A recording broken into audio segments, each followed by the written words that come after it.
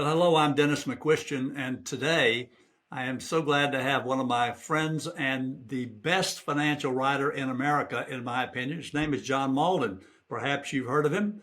Every Saturday morning, I read Thoughts from the Frontline, and John is a financial writer, author of several books, and we're going to talk today about three important things that are tied together. One is inflation. What is it? What caused it? Where are we? Where are we going? Interest rates. What are they? What are they likely to do? And then, depending upon what we determine there, how do these interest rates and inflation impact the economy? And more importantly, how are they going to impact you depending upon what happens? So, joining us from Puerto Rico, where he lives, on the way to Paris, which you're going next, John, welcome to the program. First of all, let's talk about inflation. John, we did a recent program on inflation with a couple of economists, and we talked about sort of what it is and what causes it. But you have an incredible number of people that you talk to around the world and who you listen to around the world. So tell us what your thinking is about inflation, what it is, what causes it, and where we are today. Here's what happened. The economy in 2019 was already beginning to slow down. We had an inverted yield curve. It was telling us that, we could have a recession, but it was, out in the future. And then COVID hit, and everything got, shoved upside down. Congress decided, and I think correctly, at least the first time, to dump a lot of money into the system, because when you shut everything down like they did, I don't know if they'll ever do it quite that way again, but we were in the midst of a crisis that we didn't know an answer. All we were hearing was bad data. I mean, bad data in the sense of it really sounded bad. And so they were making decisions on the fly. Well, if you shut everything down, you've got people that aren't working. You've got businesses that aren't working. So they had to push money back into the economy, and that's not a Federal Reserve issue. That was Congress had to actually requisition the money, and they put trillions of dollars into the system, and that money ended up getting spent. So now, what was happening? The goods that we normally would spend it on weren't coming. So we had fewer goods and more money. And so you started seeing the inflation rise. In addition, the Federal Reserve cut rates to zero, shoved more money into the system. So it became, and then by the end of the 20s, they were still putting money into the system. Trump wanted to put money in it. They put some in, then they put some more when Biden, and if you'll remember, Larry Summers, myself, other people, but Summers especially because he was in the journal, says, if you do this, we're going to get inflation. This particular last $2 trillion is a bridge too far. It turns out he was right. The problem that the Federal Reserve has, let me rephrase that. One of the problems that the Federal Reserve has is that they look at data, and 43% of the inflation number is housing related one way or the other. But it's a lagging data. They use something called owner's equivalent rent. So they go to you, Dennis, and say, what do you think your house should rent for?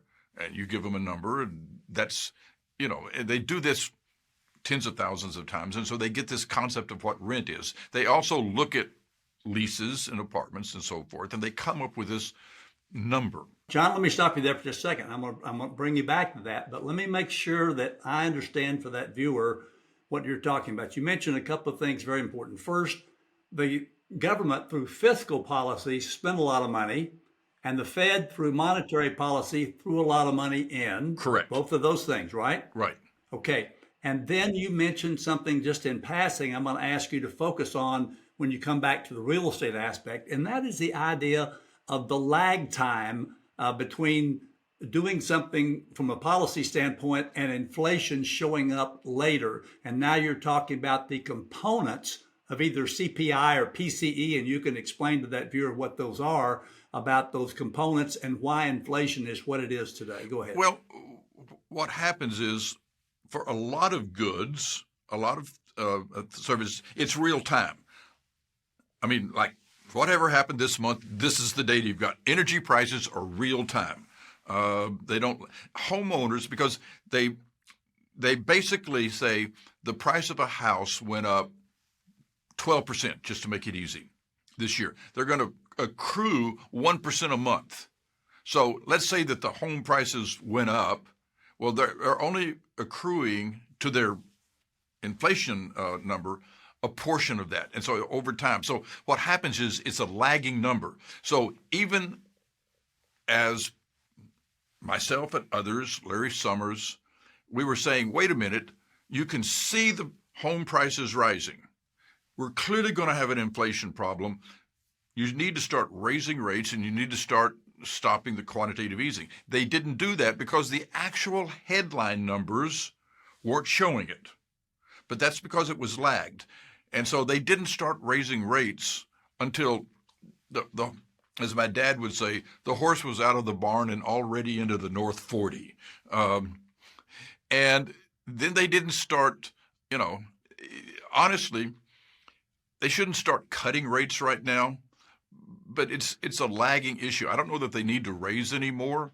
I was with a dinner last night with a bunch of fairly high-powered analysts, and there was some pounding of the table between the groups that said, well, they're going to raise some more, and the group said they've done all they need to do. They should stop. All right, I want to stop you right there for just a second because I want to get to those interest rates in just a minute, but I want to finish on inflation now. The Fed has had, for right or wrong, a 2% inflation rate is sort of their goal. They hadn't been able to get it with real-time numbers. All this money came in. You knew, I knew that inflation was going to happen. Right. And then inflation went up to, 8, 9% last year. And then, as you said, they started raising interest rates at the Fed. And so connect me now with why, because of inflation, now the Fed decides to raise interest rates. What are they trying to do other than, I know they're trying to drive down inflation, but how does that work exactly? Well, they have a problem. They're like a carpenter, and the only thing they've got is a nail and a hammer in their toolbox. But the Fed really only has about 2 or 3 tools, but they're not going to change margin rates. That's not going to change anything. So they've stopped the quantitative easing. They're doing quantitative tightening, but the real hammer and nail is interest rates. And so if your only tool is a hammer, then all the world looks like a nail. And so that's what they're using. Are interest rates going to affect energy, for instance? No.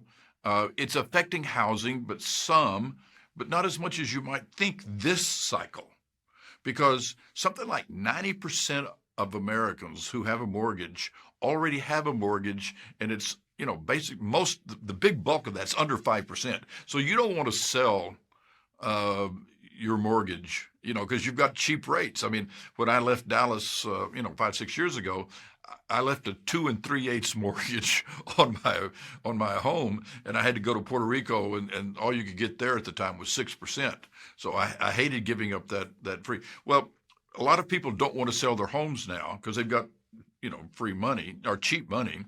So what's happening is that there's not a lot of used homes coming onto the market. So that's why new homes are selling, because it's the only thing out there. So contrary to every other cycle, home builders are just sailing right through this.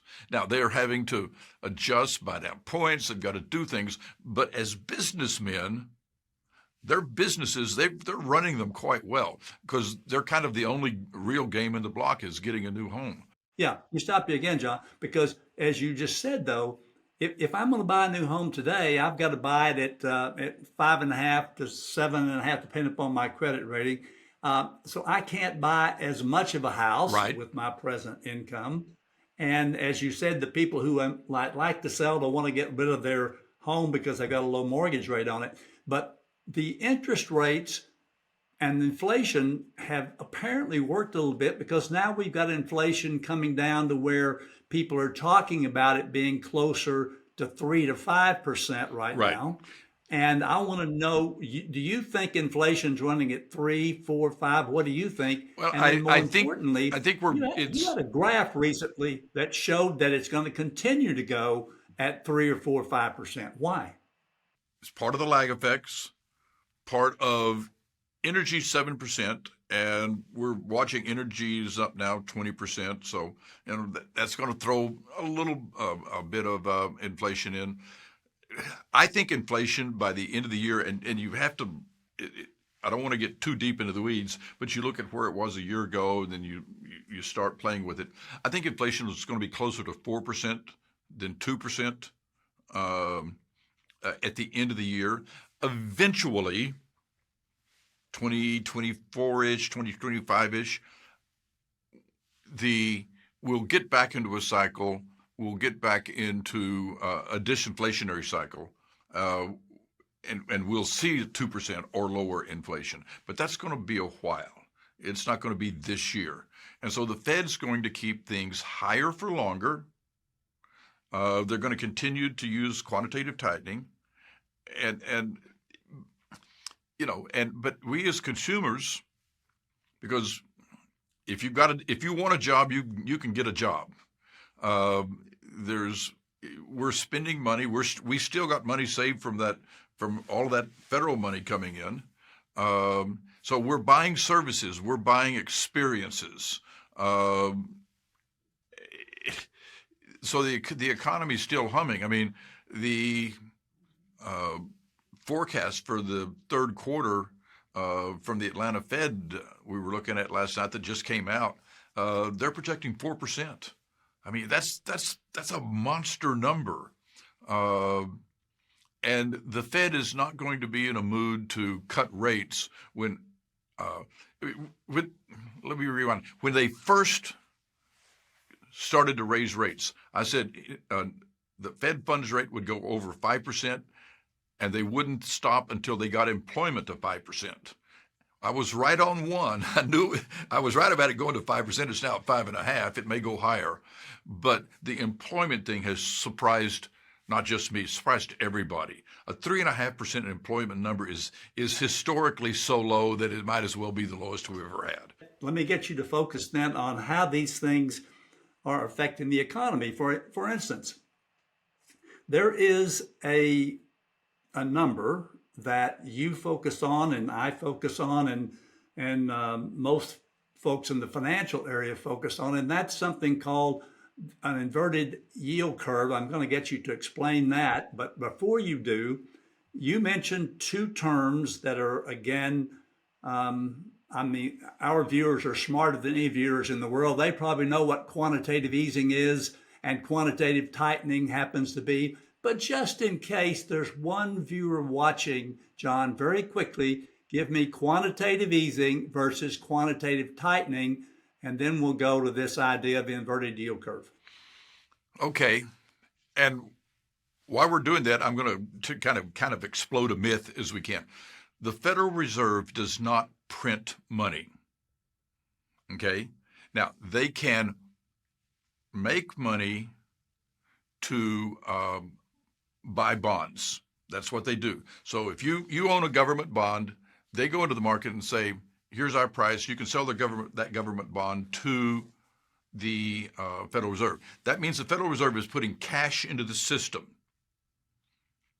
Now, that bond had already been bought by somebody's cash. So they're just reducing the amount of bonds in the system and increasing the amount of cash. But the actual technical amount of money has been the same. The only institution that can actually print money is the U.S. government, the Treasury Department. Okay, they're the ones that now. So when the Federal Reserve is buying bonds, they're pushing money into the system, physical cash. That cash has to go somewhere. Typically, ends up back on the balance sheet of the Federal Reserve as just unutilized reserves from the banks. It's up to like $3 trillion now. They're paying 5% on it. Um, banks, they talk about liquidity and banks are printing money because they're making 5% on their reserves, on their cash sitting at the Federal Reserve. Now, quantitative tightening is the opposite. Quantitative tightening is the Federal Reserve going and says, we're going to buy your bonds. So I'm sorry, we're going to sell bonds into the system. Quantitative tightening, I'm selling bonds into the system. I'm taking your cash. So I'm pulling cash out of the system and giving you bonds. Now, most people think of as a short-term treasuries or mid-term treasuries as cash, but it's technically not. So it's putting less cash into the system. It makes the system a little bit more tight, a little bit less liquid. And in theory, by that, is going to reduce, they still use something called reduces purchasing power. People don't have as much money. Right. Well, the businesses don't, and banks don't, and they're basically. lending less money. So it's a very cumbersome tool that is very imprecise, and it takes 12 to 18 months to actually have an effect that we can notice. So it comes with a very lagged There's effect. that lag issue again. Right.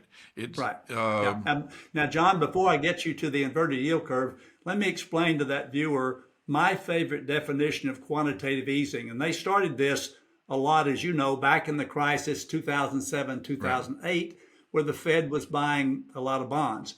Quantitative easing, as defined by the Wall Street Journal, is that part in a Western movie in which the sheriff has run out of bullets and they throw the gun at the outlaw. Now, that was quantitative easing. There was only so much they could do. And so they raised their balance sheet, as you know, from just under $1 trillion to over $8 trillion. And now quantitative tightening is supposed to lower that. And at the same time, we have less money in the system. Interest rates go up. Hopefully, the economy then slows down. That's the unemployment rate you were talking about, which hasn't happened. Now, I'm going to go back to this. This has been now several months, but writers like you, financial folks like you, look at a sign called the inverted yield curve and say, this is going to lead to a recession. The economy is going to go into recession sometime soon because of an inverted yield curve. Now, explain to that viewer what an inverted yield curve is, John. An inverted yield curve is when short-term rates are higher than long-term rates. In theory, you should be getting, the longer you lend your money, the longer that somebody wants the money, the higher the interest rate should be. So when short-term rates are higher than long-term rates, the yield curve goes backwards. It should go from the lower left to the upper right. Now it's going from, higher right down to lower left. Now, let me correct you, Dennis. An inverted yield curve does not cause a recession. An inverted yield curve. No, it's just an indication. That's all. An inverted yield curve is like a fever in the body. If you come down with a fever, that's your body telling you something is wrong. And sometimes we know exactly what's wrong because we've got an earache or you can see an infection on your skin. And sometimes you're going, I don't know why I have a fever, and you go to the doctor and say, Doc, why have I got a fever? And you do the blood test, you find that out. Well, the inverted yield curve is saying in our economic body, we're sick, something's wrong. In this case, it's inflation, and it's the Fed basically setting the price, the most important price in the world, which is the interest rate on short-term money, on the world's reserve currency. And right now it's 5.5. Is you're going to the Fed, you give them money, on a short-term basis, you're getting 5.25, 5.5. A 10-year bond's only paying you 4. So I mean that's what we mean by inverted. And typically it's anywhere from 9 months to 18 months before you see a recession. So we're 12 months into that. So even though the early projections for the third quarter are a very robust quarter, at some point we should see a slowdown. Every other time since post-World War II, we've had an inverted yield curve. You've always had a recession. And can this time be different? There's always that possibility, but that's not the way I would bet. And so we're talking about a recession that has been predicted by the inverted yield curve, as you say, not caused by, but predicted by the inverted yield curve. And yet things still seem to be going along pretty well. So does that viewer then, John, look to a recession, and recession, by the way, as we typically call it, is a lowering of the GDP for 2 consecutive quarters. Does that viewer look for a recession in the next 6, 9, 12 months? Or does he just say, to heck with it, things are good? It depends on who you are. I mean, this is like me trying to give financial advice. I got to get a lot of data. The reality is that if things could get worse, but there's things happening today that are very unusual, and it's a function of COVID. We had 2 million boomers that, unlike you and me, Dennis, they've retired, and they've retired ahead of what if you looked at the data, you looked at the predictions in 2019, we've had 2 million more boomers retire than we expected back then, because we were all still working. They haven't taken our, now you and I may have moved to pleasant places to live, but we're still working from there. We still get up and work. It's hard to have a recession, honestly, at 3.5% unemployment. Now, China's rolling over, certainly had a very disappointing last 6 months, a very disappointing last 2 months. We could have a global slowdown that may not look like a recession. It may not look like 2001. I don't think we'll have anything that looks like the COVID recession again. But going back to our homeowners, look at what the homeowners done. They've adjusted. The home builders, rather, they've adjusted. Businesses have adjusted everywhere. That's what American free enterprise systems do. Is presidents, Federal Reserves, they all want to take credit for how good the economy does, and if it's not doing good, they want to blame it on somebody else. The reality is they don't have that much of an effect. They can screw things up. The government's perfectly capable of screwing things up. But in general, when things are good, it's because businessmen have responded to the incentives that were placed in front of them. They've kept their costs down. They're providing goods and services. They're growing their businesses, and that grows the economy as a group. That's what makes America work, is our businessmen and women. Okay, yes, please include the women. Now, by the way, right now they're running more. Women are I saw data here point. Women are starting more new businesses than men right now. So that's right. That's exactly. I haven't confirmed that, but I thought that was. Yeah, the couple of minutes we have left, John. One of the things that scares you and me is something you call the Great Reset, not the one that the World Economic Forum is talking about, but you and I are concerned about $32 trillion in debt in the government, the federal government, not to mention unfunded liabilities, the debt all over the world, including China, of course, Japan, every other place. What are the chances, and Neil Howe is a friend of yours and the guy I know who wrote his latest book on the fourth turning is here. What are the chances that in the next 3 or 4 or 5 years, we're going to have a really tough time economically, regardless of what anybody else does?